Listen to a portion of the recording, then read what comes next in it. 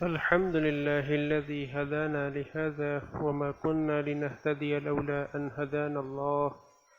اللهم صل على محمد وعلى آل محمد كما صليت على إبراهيم وعلى آل إبراهيم إنك حميد مجيد.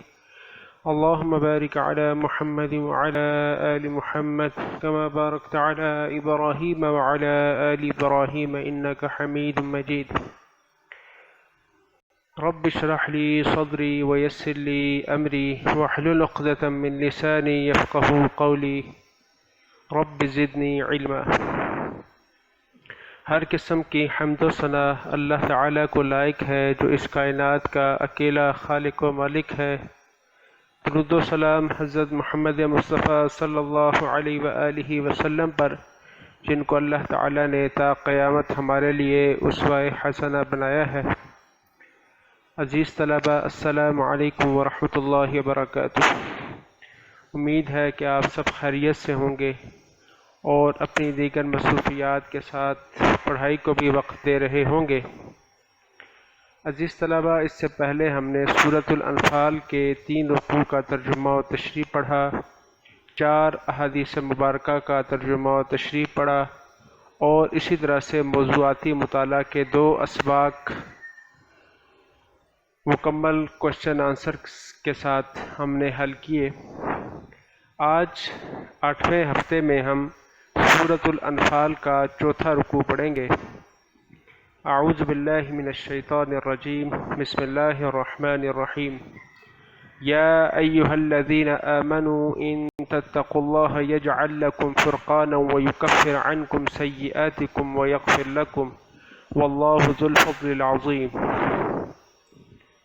یا ایہا الذین آمنوا کا لفظ آپ کئی دفعہ پڑھ چکے ہیں۔ اے وہ لوگو جو سب ایمان لائے ہو۔ ان تتقوا اللہ، ان کا مطلب ہے اگر، تتقو تم ڈر جاؤ، تم سب ڈر جاؤ، اللہ اللہ سے، یجعل تو وہ بنا دے گا، لکم تمہارے لیے، فرقانا فرق کرنے کی کسوٹی، حق اور باطل میں فرق کرنے کی قوت، وَيُكَفِّرْ اور مٹا دے گا، دور کر دے گا، عنکم تم سے، سیئاتکم تمہاری برائیاں، وَيَغْفِرْ لَكُمْ اور تمہیں بخش دے گا، واللہ اور اللہ تعالی ذو والا ہے، الفضل فضل، العظیم بڑا، تو اللہ بڑے فضل والا ہے۔ یا ایھا الذین آمنوا اے ایمان والو، ان تتقوا اللہ اگر تم سب اللہ سے ڈر جاؤ، یجعل لکم وہ بنا دے گا تمہارے لیے، فرقانا فرق کرنے کی قوت، فرق کرنے کی کسوٹی، ویکفر عنکم سیئاتکم اور مٹا دے گا، دور کر دے گا تم سے تمہارے گناہ، تمہاری برائیاں، ویغفر لکم اور تمہیں بخش دے گا، واللہ اور اللہ تعالی ذو الفضل العظیم بڑے فضل والا ہے۔ اب یہ جو آیت کریمہ ہے، اس میں اللہ تعالی نے دراصل مسلمانوں کو یہ تاکید کی ہے کہ وہ تقوی اختیار کر لیں۔ تو اگر تقوی وہ اختیار کر لیں گے تو اللہ تعالی ان میں ایسی قوت عطا فرما دے گا، ایسی طاقت عطا فرما دے گا جو انہیں کفار پر غلبہ عطا کر دے گی، ان کو عزت عطا فرمائے گی دنیا میں بھی اور آخرت میں بھی، اور اس کے بدلے میں ان کے مخالفین کو ذلت و رسوائی ملے گی، اور صرف یہ ذلت و رسوائی تک ہی معاملہ محدود نہیں رہے گا، بلکہ اللہ تعالیٰ کے ہاں ایک بڑا عذاب بھی ان کے لیے تیار کیا گیا ہے۔ تو فرقان دراصل کسوٹی کو کہتے ہیں، وہ چیز جو کھوٹے اور کھرے میں فرق پیدا کر دے، جو اصل اور جھوٹ میں فرق واضح کر دے، اس کو ہم کسوٹی کہتے ہیں۔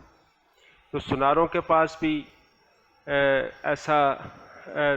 پتھر ہوتا ہے جس پر وہ رگڑ کر معلوم کر لیتے ہیں کہ یہ سونا اصلی ہے یا جعلی ہے۔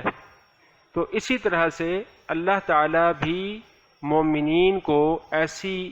طاقت عطا فرما دیتے ہیں جو اللہ تعالیٰ سے ڈرتے ہیں، کہ جو انہیں قدم قدم پر رہنمائی فراہم کرتی ہے کہ کون سا رویہ درست ہے اور کون سا رویہ غلط ہے۔ لیکن اس کے لیے ضروری ہے کہ دنیا میں جو بھی کام کیا جائے وہ اللہ کی رضا کے لیے کیا جائے، اور اس میں انسان کو یہ اس بات کا ڈر ہو کہ یہ میرا عمل اللہ کے ہاں ریجیکٹ نہ کر دیا جائے، میرے اس عمل سے اللہ ناراض نہ ہو جائے۔ تو یہ تب یہ قوت اللہ تعالیٰ عطا فرماتے ہیں جو انسان کو رہنمائی فراہم کرتی ہے کہ اس کا کون سا رویہ درست ہے اور کون سا رویہ غلط ہے۔ تو اس کو ہم اندرونی بصیرت بھی کہہ سکتے ہیں جو اللہ رب العزت کی طرف سے اس کے لیے رہنما اصول فراہم کرتی ہے، اور اس کے ساتھ اللہ تعالیٰ نے یہ بھی وعدہ فرما دیا کہ اس کے بعد اللہ تعالیٰ جو غلطیاں کوتاہیاں ہوئی ہیں اس کے تقوی اختیار کرنے پر اللہ تعالیٰ وہ بھی دور فرما دیتے ہیں، اور مزید بھی فرمایا کہ اس کے گناہوں اور غلطیوں کو معاف بھی فرما دیتے ہیں، اور ساتھ یہ فرما دیا کہ تمہارے پروردگار عالم جو ہیں وہ بڑے فضل والے ہیں، وہ بڑے انعامات کرنے والے ہیں۔ تو تم ان کی طرف چل کر تو دیکھو، تو پھر تمہیں معلوم ہوگا کہ ان کے کتنے فضل اور کتنی رحمتیں تمہیں صبح و شام حاصل ہو رہی ہیں۔ اگلی آیت میں فرمایا وَإِذْ يَمْكُرُ بِكَ الَّذِينَ كَفَرُوا لِيُثْبِتُوكَ أَوْ يَقْتُلُوكَ أَوْ يُخْرِجُوكَ وَيَمْكُرُونَ وَيَمْكُرُ اللَّهُ وَاللَّهُ خَيْرُ الْمَاكِرِينَ۔ وَإِذْ اور جب یمکرو وہ تدبیریں کر رہے تھے بکا آپ کے متعلق الذین کفروا کافر لوگ لیثبتوکا کہ آپ کو قید کر دیں، او یقتلوکا یا آپ کو قتل کر دیں، او یخرجوکا یا آپ کو جلا وطن کر دیں، نکال دیں، وَيَمْكُرُونَ ادھر وہ تدبیر کر رہے تھے، وَيَمْكُرُ اللَّهُ ادھر اللہ تدبیر کر رہا تھا، وَاللَّهُ خَيْرُ الْمَاكِرِينَ اور اللہ بہتر تدبیر کرنے والے ہیں۔ پھر سن لیجئے وَإِذْ اور جب یمکرو تدبیر کر رہے تھے بکا آپ کے بارے میں، آپ کے متعلق الذین کفروا کافر لوگ لیثبتوکا کہ آپ کو قید کر دیں، او یقتلوکا یا آپ کو قتل کر دیں، او یخرجوکا یا آپ کو جلا وطن کر دیں، وَيَمْكُرُونَ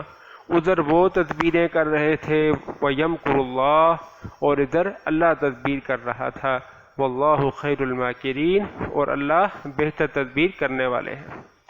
تو اس آیت مبارکہ میں دراصل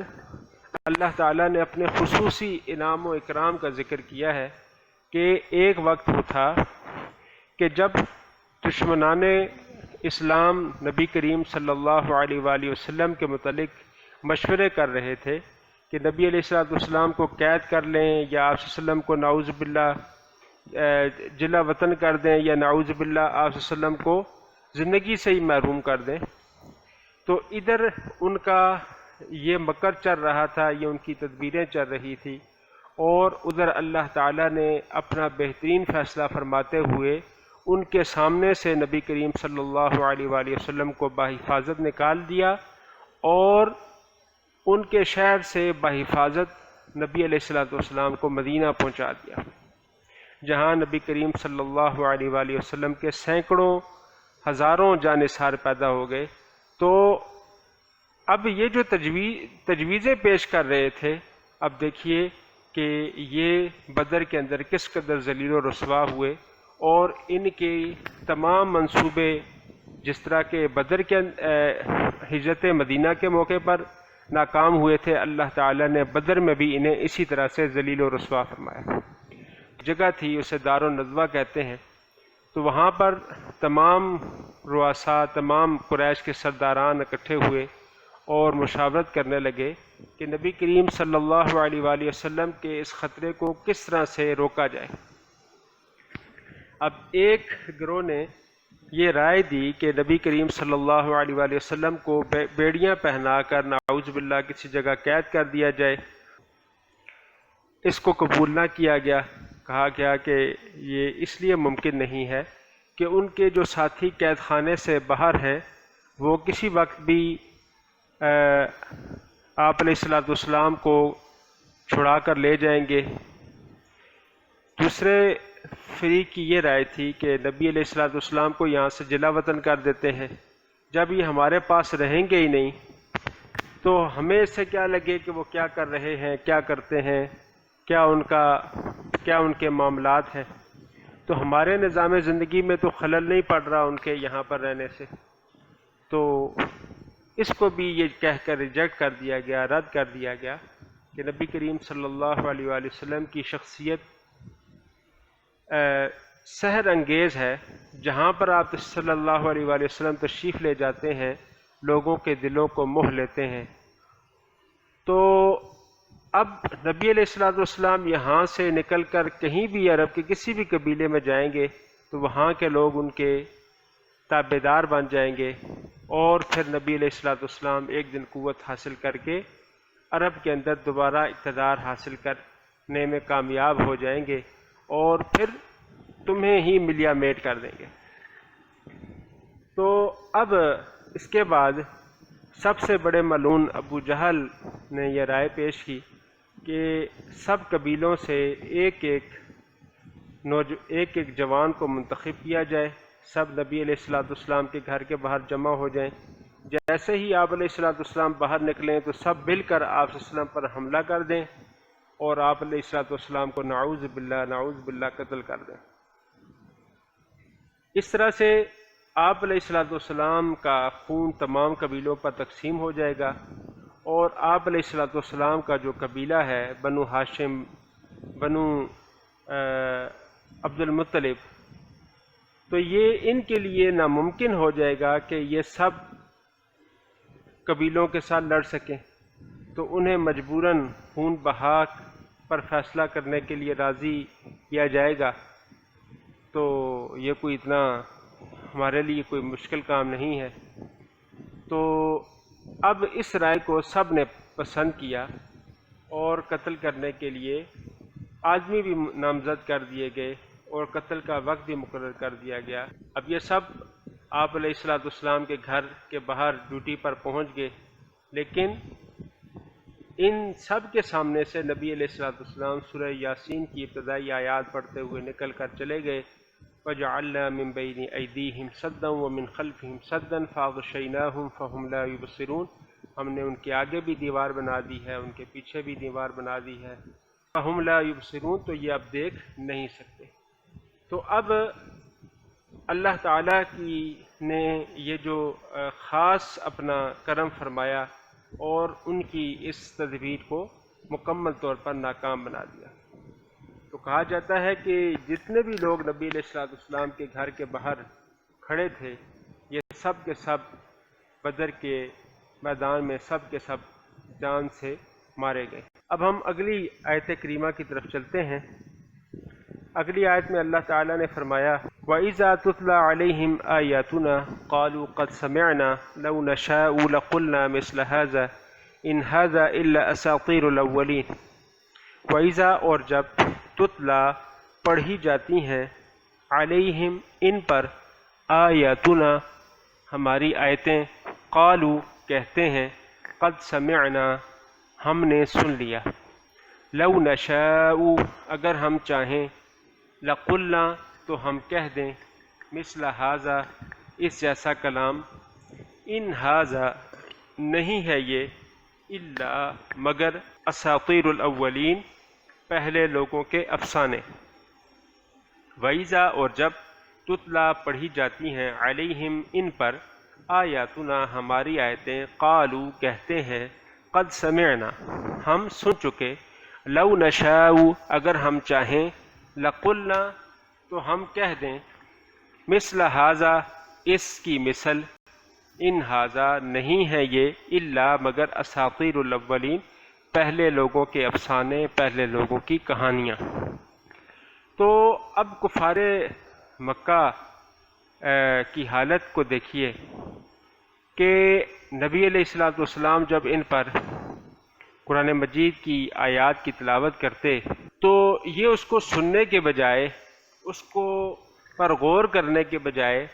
یہ آگے سے کیا کہنے لگے، شیخی بگاڑتے ہوئے کہنے لگے ایسا کلام تو ہم پہلے سن چکے ہیں۔ گویا کہ کلام مبارک کی قدر گھٹانا ان کا مقصد تھا، اور سادہ لوگوں کو قرآن مجید سے دور کرنا ان کا مقصد تھا کہ ایسا کلام تو ہم بھی کہہ سکتے ہیں۔ تو کہا جاتا ہے، مفسرین نے ذکر کیا ہے کہ یہ بات کہنے والا ایک شخص نصر بن حارث تھا۔ تو یہ شخص ایران کے ملک گیا اور وہاں سے رستم اور اسفندیار کے قصے یاد کرایا۔ جب نبی کریم صلی اللہ علیہ وسلم کو نبوت ملی اور آپ لوگوں کو قرآن مجید کی تلاوت سناتے، جب آپ علیہ الصلوۃ والسلام اپنا کلام مبارک کلام اللہ سنا کر فارغ ہوتے تو یہ اپنی مجلس جما لیتا اور وہاں پر فارس ایران کے واقعات جو ہے وہ سنانے لگتا، اور پھر فخر سے کہتا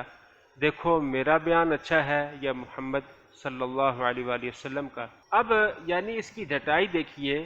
کہ یہ کلام اللہ کو سننے کے بجائے یہ لوگوں کو اس سے متنفر کرنے کے لیے اپنی طرف سے شیخی بگاڑ کر لوگوں پر اپنا رعب دعاب قائم کرنے کے لیے ایسی گھٹیا بکواس جو ہے وہ کرتا تھا۔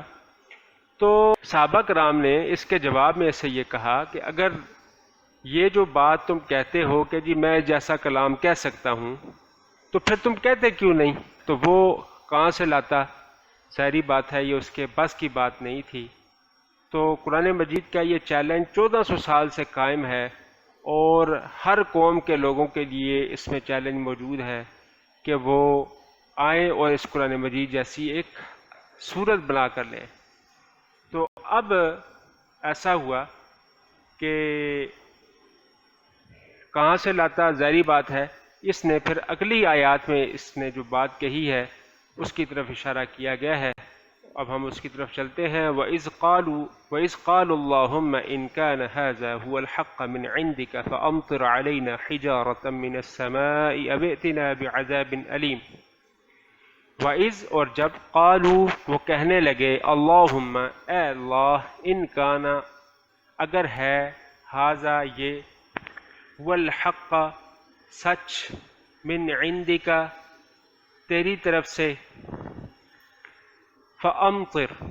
تو برسا علینا ہم پر حجارتن پتھر من السماء آسمان سے او یا ائتنا لیا ہم پر بعذاب علیم کوئی دردناک عذاب۔ پھر سنیے وَإِذْ اور جب قالوا ان سب نے کہا اللہم اے اللہ ان اگر کانا ہے ہذا یہ والحق حق من عندک تیری طرف سے فَأَمْطِرْ تو برسا علینا ہم پر حجارتن پتھر من السماء آسمان سے او یا ائتنا بھیج یا لیا ہم پر بعذاب علیم دردناک عذاب۔ تو اللہ تعالیٰ نے ان کی اس بات کو نقل کیا۔ یہ اس میں نصر بن حارث بھی شامل ہے اور دیگر لوگ بھی شامل ہیں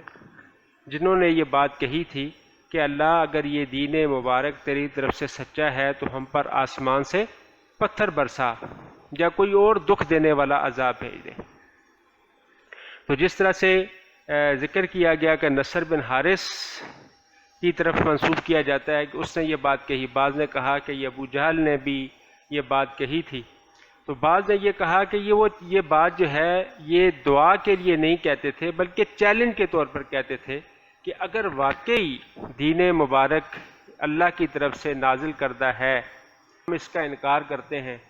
تو اس سے پہلے جس طرح سے ہم نے سن رکھا ہے کہ اس سے پہلے قوم سمود، قوم لوط، قوم شعیب اور اسی طرح ابرہہ کا لشکر جو مکہ پر حملہ آور ہونے کے لیے آیا تھا، ان سب کو اللہ کے عذاب کا سامنا کرنا پڑا تھا۔ تو اللہ اگر یہ سچا ہے، یعنی اے محمد صلی اللہ علیہ وسلم اگر آپ کی یہ جو دین سچا ہے تو پھر اللہ کی طرف سے ہم پر کیوں نہیں کوئی دردناک عذاب آ رہا، یا ہماری طرف کیوں نہیں پچھلی قوموں کی طرح پتھر جو ہے وہ برسائے جا رہے ہیں۔ تو یہ اصل میں یہ بوکھلاہٹ کی وجہ سے بھی ہو سکتا ہے کہ وہ جب دعوت کو قبول نہیں کرنا چاہتے تھے تو اس سے بچنے کے لیے انہوں نے یہ اپنا ہیلا بہانہ جو ہے وہ پیش کر دیا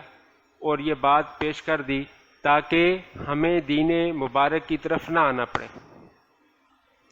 تو ہمیشہ سے جو لوگ بھی فطرت یعنی ایک تاریخ رہی ہے کہ وہ لوگ جو حق بات کو قبول کرنے والے تھے تو فطرت سلیمہ پر تھے، ان کے پاس حق جس طرح سے بھی پہنچا انہوں نے اس کو قبول کر لیا، اور جو لوگ کجی کا شکار تھے، جن کے دلوں میں غرور، تکبر اور بغض و عناد بھرا ہوا تھا، تو جب ان کے پاس دین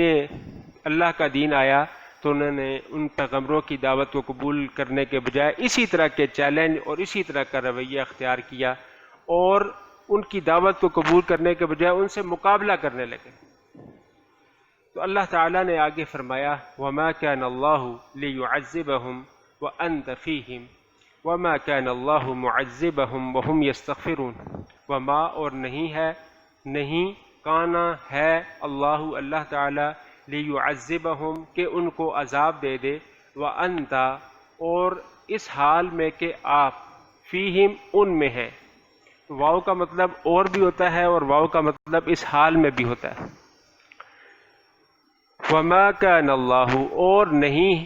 کانا ہے اللہ اللہ تعالی مُعَذِّبَهُمْ ان کو عذاب دینے والا، وہم اس حال میں کہ ہم یستغفرون وہ سب بخشش طلب کرتے ہوں۔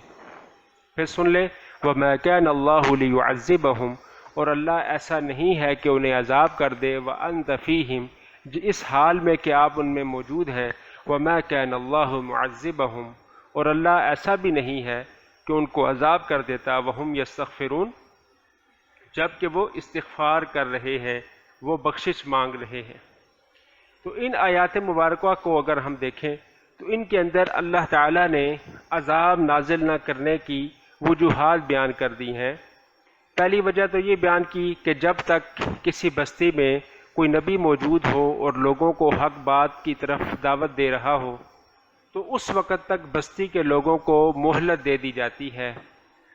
اور عذاب بھیج کر ان سے اصلاح کا موقع سلب نہیں کیا جاتا۔ دوسری وجہ یہ ہے کہ جب تک بستی میں ایسے لوگ پے در پے نکلتے چلے آ رہے ہوں جو اپنی سابقہ غفلت اور غلط روی پر متنبہ ہو کر اللہ سے معافی کی درخواست کرتے ہوں اور آئندہ کے لیے اپنے رویے کی اصلاح کر لیتے ہوں، اس وقت تک کوئی معقول وجہ نہیں ہے کہ اللہ تعالیٰ خواہ مخواہ اس بستی کو تباہ کر کے رکھ دے۔ عذاب کا اصلی وقت وہی ہوتا ہے جب نبی اس بستی پر اپنی حجت پوری کرنے کے بعد مایوس ہو کر وہاں سے نکل جائیں یا نکال دیے جائیں یا نعوذ باللہ قتل کر دیے جائیں، اور وہ بستی اپنے طرز عمل سے ثابت کر دے کہ وہ کسی صالح عنصر کو اپنے درمیان برداشت کرنے کے لیے تیار نہیں ہے۔ تو اللہ کا طریقہ یہی رہا ہے کہ جب بھی کسی قوم نے انبیاء علیہم السلام کو جھٹلایا تو فوری ان پر عذاب نہیں بھیجا گیا، بلکہ ان کو مہلت دی گئی، اور وہ نبی ان سے مایوس جب ہو گیا تو پھر اللہ تعالیٰ کا عذاب اس بستی پر نازل کیا گیا۔ اور یہ بھی کہا گیا ہے کہ کفار مکہ کو اپنے طواف کے دوران غفرانکا غفرانکا کی دعائیں بھی پڑھا کرتے تھے، اللہ تو معاف کر دے، اللہ تو معاف کر دے۔ تو اس وجہ سے بھی شاید اللہ تعالیٰ جو ہے وہ ان سے عذاب کو روکے ہوئے تھا۔ اگلی آیت میں فرمایا وَمَا لَهُمْ أَلَّا يُعَذِّبَهُمُ اللَّهُ وَهُمْ يَصُدُّونَ عَنِ الْمَسْجِدِ الْحَرَامِ وَمَا كَانُوا أَوْلِيَاءَهُ إِنْ أَوْلِيَاؤُهُ إِلَّا الْمُتَّقُونَ وَلَكِنَّ أَكْثَرَهُمْ لَا يَعْلَمُونَ۔ وَمَا لَهُمْ اور کیا ہے ان کے لیے اللہ يُعَذِّبَهُمُ اللَّهُ کہ اللہ ان کو عذاب نہ دے، وہ اس حال میں کہ ہم یصدون وہ روکتے ہیں عن المسجد الحرام مسجد حرام سے، مسجد حرام میں داخل ہونے سے، وما كانوا اولیاءہ اور وہ اس کے متولی بھی نہیں ہیں،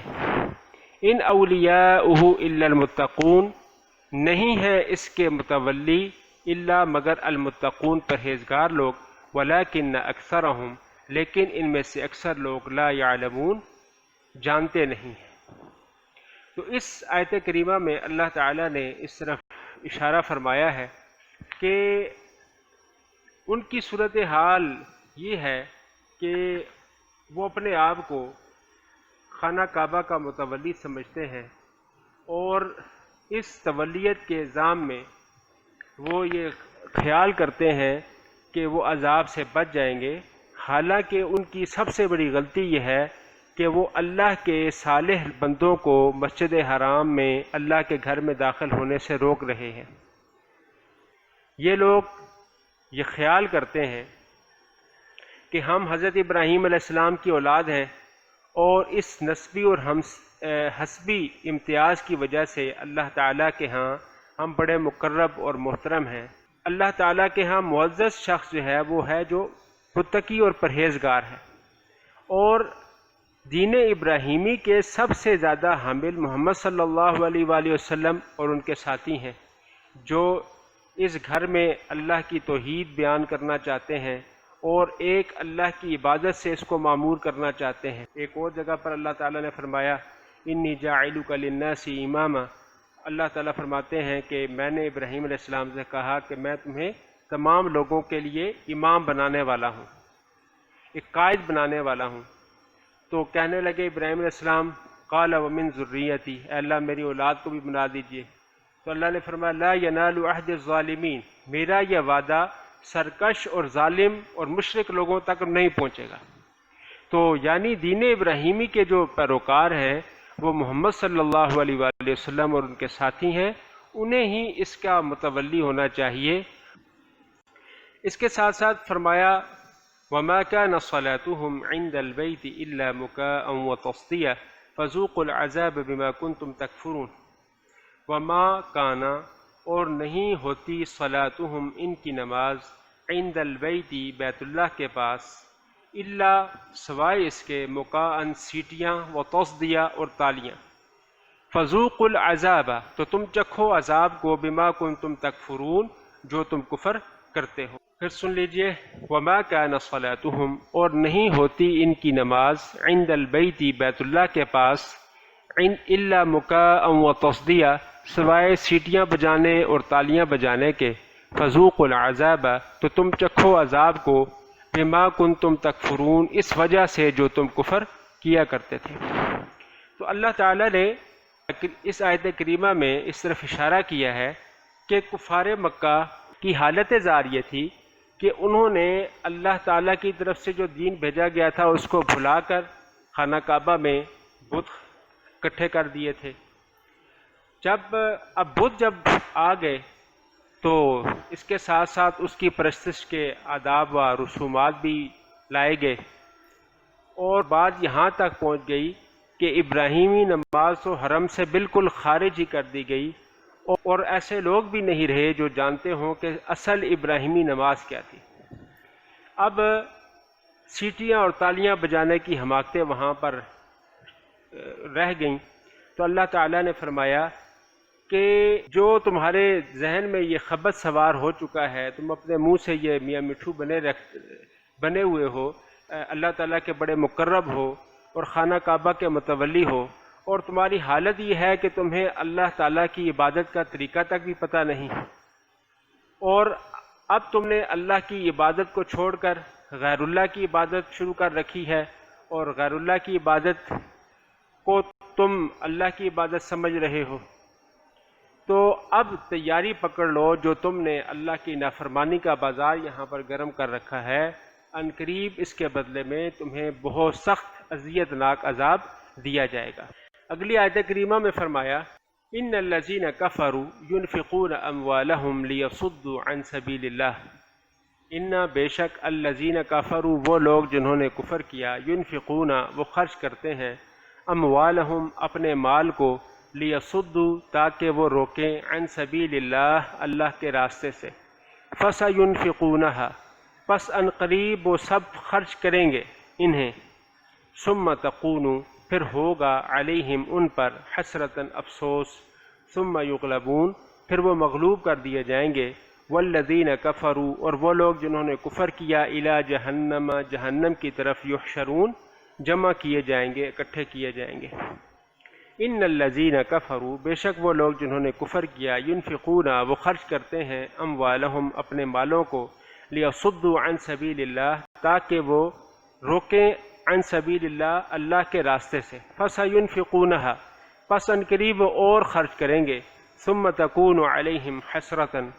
پھر وہ ہوگا ان پر باعث افسوس، ثم یغلبون، پھر وہ مغلوب کر دیے جائیں گے، والذین کفروا، اور وہ لوگ جنہوں نے کفر کیا، الی جہنم، جہنم کی طرف، یحشرون، اکٹھے کیے جائیں گے۔ اب اس آیت کریمہ میں اللہ تعالیٰ نے اس بات کی طرف اشارہ کیا ہے کہ بدر میں جب سب سرداروں نے بدر کے دن یہ آپس میں طے کر رکھا تھا کہ ہر سردار ایک ایک دن اپنے سارے لشکر کو کھانا کھلائے گا۔ اب ہر روز 10 اونٹ ذبح کیے جاتے تھے۔ جب شکست ہوئی اور یہ تمام شکست خوردہ مجمع جب مکہ پہنچا تو وہاں پر پہنچ کر ان سب نے ابو سفیان سے یہ کہا کہ جو تجارتی قافلہ کا سامان لایا گیا ہے، اب اس مال کو محمد صلی اللہ علیہ وآلہ وسلم سے انتقام لینے پہ صرف کیا جائے گا۔ تو اس پر سب نے رضامندی اختیار کر لی۔ تو گویا اس مال کے خرچ کرنے کی طرف اشارہ ہے کہ کافر لوگ یہ چاہتے ہیں کہ اپنے مال کو اللہ کے راستے میں روکنے کے لیے خرچ کریں۔ تو ابھی ایسا نہیں ہے کہ یہ رک جائیں گے، ابھی یہ اور خرچ کریں گے، پھر یہ ان کا خرچ کرنا ان کے لیے باعث افسوس ہوگا، اور پھر یہ مغلوب کر دیے جائیں گے اور کافر لوگ جہنم کی طرف ہانکے جائیں گے۔ یعنی جب دنیا کے اندر بھی انہیں ذلت و رسوائی کا سامنا کرنا پڑے گا، آخرت میں بھی عذاب دیے جائیں گے، اور پھر آخرت میں بھی افسوس سے ہاتھ ملیں گے کہ ہم نے کاش یہ مال اللہ اور اس کے رسول کے خلاف استعمال نہ کیا ہوتا۔ اور اسی طرح سے ایسا بھی ہے کہ بہت سے لوگ جنہوں نے یہ اپنا مال بدر اور احد میں خرچ کیا تھا، ان میں سے کچھ لوگ جن کی قسمت میں ہدایت ہوگی وہ ہدایت کو قبول کر لیں گے، اور جن کے قسمت میں کفر ہے، ذلت و رسوائی ہے، جہنم ہے، وہ اسی طرح کفر کے راستے پر قائم رہیں گے اور اسی حال میں مارے جائیں گے۔ آگے فرمایا لیمیز اللہ الخبیث من الطیب، تاکہ اللہ الگ الگ کر دے الخبیث ناپاک کو، من الطیب پاک سے، ویجعل الخبیث اور کر دے ناپاک کو، بعضہ علی بعض ایک دوسرے پر، اس کے بعض کو بعض پر، یعنی اس کے کچھ حصے کو کچھ حصے پر، فیرکمہ جمیعا پھر اس کا ڈھیر بنا دے، جمیعا سارے کا سارا، فیجعلہ پھر وہ اس کو ڈال دے، فی جہنم جہنم کے اندر، اولئک یہی وہ لوگ ہیں، ہم الخاسرون جو خسارہ پانے والے ہیں۔ پھر سنیے، لیمیزا تاکہ الگ الگ کر دے، اللہ تعالی الخبیث ناپاک کو، من الطیب پاک سے، ویجعل الخبیث اور کر دے ناپاک کو، بعضہ علی بعض اس کے کچھ حصے کو کچھ حصے پر، فیرکمہ جمیعا پھر وہ اس کا ڈھیر بنا دے، جمیعا سارے کا سارا، فیجعلہ پھر وہ اس کو ڈال دے، فی جہنم جہنم کے اندر، اولئک وہی لوگ ہیں، ہم الخاسرون جو خسارہ پانے والے ہیں۔ اب یہ جو آیت کریمہ ہے اس میں اللہ تعالیٰ نے دراصل یہ بات سمجھانے کی کوشش کی ہے کہ قیامت کے دن ناپاک اور پاک کو الگ الگ کر دیا جائے گا، کافر لوگوں کو مومنوں سے الگ کر کے کھڑا کیا جائے گا، اور سب کفار کو ایک جگہ پر جمع کر کے جہنم میں جھونک دیا جائے گا۔ اس وقت انہیں معلوم ہوگا کہ اللہ کے دین کو مٹانے کے لیے جو انہوں نے اپنی دولت کے انبار لٹائے تھے وہ سب ضائع ہو گئے، وہ سب رائے گاں چلے گئے، اور ان کی تمام کاوشیں اور قربانیاں باطل کو کامیاب کرنے کے لیے جو انہوں نے کی تھیں ان کا کوئی رزلٹ سامنے نہ آیا۔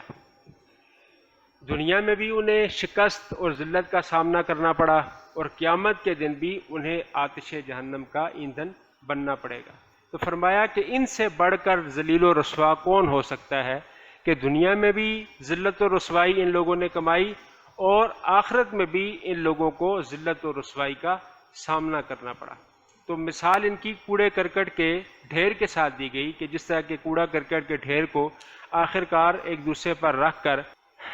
آگ لگا دی جاتی ہے، اسی طرح سے جہنم کے اندر بھی ان کو ایک دوسرے پر رکھ کر ان کو جلا دیا جائے گا اور ان کو ذلت و رسوائی کا اس دن سامنا کرنا پڑے گا۔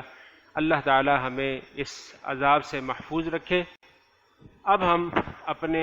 اس سبق کی مشقی سوالات کی طرف چلتے ہیں جو اس سبق کا اہم حصہ ہے۔ مشقی سوالات میں الفاظ معنی سب سے پہلے ہیں یثبتو، وہ قید کر دیں، اساطیر الاولین، پہلے لوگوں کی کہانیاں، مقاعن، سیٹیاں، تصدیہ، تالیاں، فیرکمہ، وہ جمع کر دے اسے۔ اب ہم آتے ہیں مشقی سوالات کی طرف۔ پہلا سوال ہے اس سبق میں تقویٰ کے کیا انعامات بیان ہوئے ہیں؟ تو